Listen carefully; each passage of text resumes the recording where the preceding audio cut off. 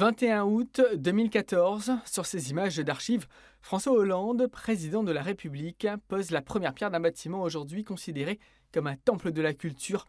La médiathèque du Sud Sauvage, située à Saint-Joseph, ouverte depuis 2018, a déjà dépassé le million de visiteurs.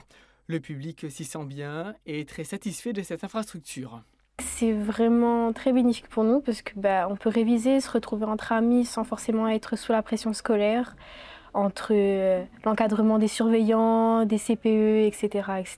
Là, vraiment, on travaille comme on a envie, si on a envie d'arrêter ou qu'on a envie de continuer, vraiment, c'est à notre guise et je trouve que c'est très bénéfique pour nous, la médiathèque. Il y a des activités à faire des fois.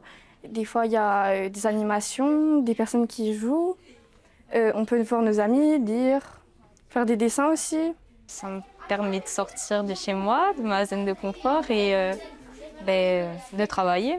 Si la jeune génération est habituée à cette belle architecture et en profite pour lire, pour travailler, pour jouer ou pour faire de la musique, d'autres se souviennent de la pose de la première pierre, un jour du mois d'août 2014, en présence de François Hollande, alors président de la République, et d'une foule impressionnante. Parmi elles, Jean-Yolande Francom. Je me souviens, sont encore là, oui. Il y avait avec toute l'équipe déjà de la médiathèque et puis de d'Inelda.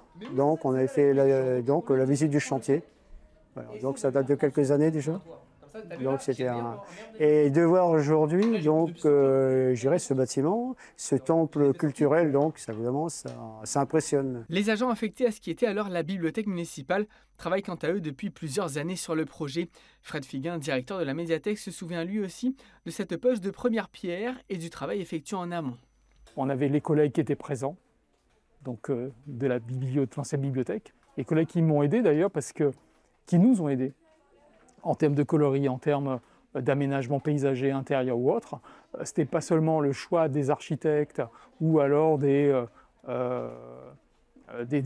associés, des structures associées.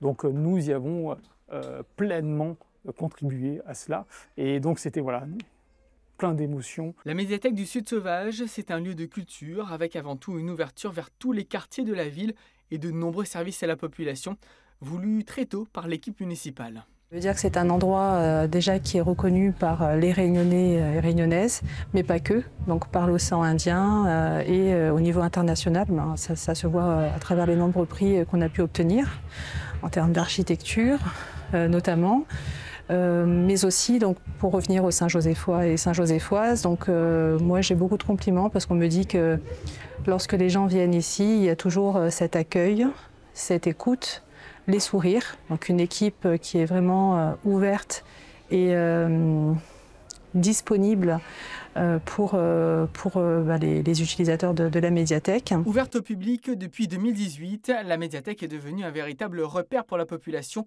de tout un bassin du Sud Sauvage, réunissant ainsi plusieurs générations chaque jour de la semaine.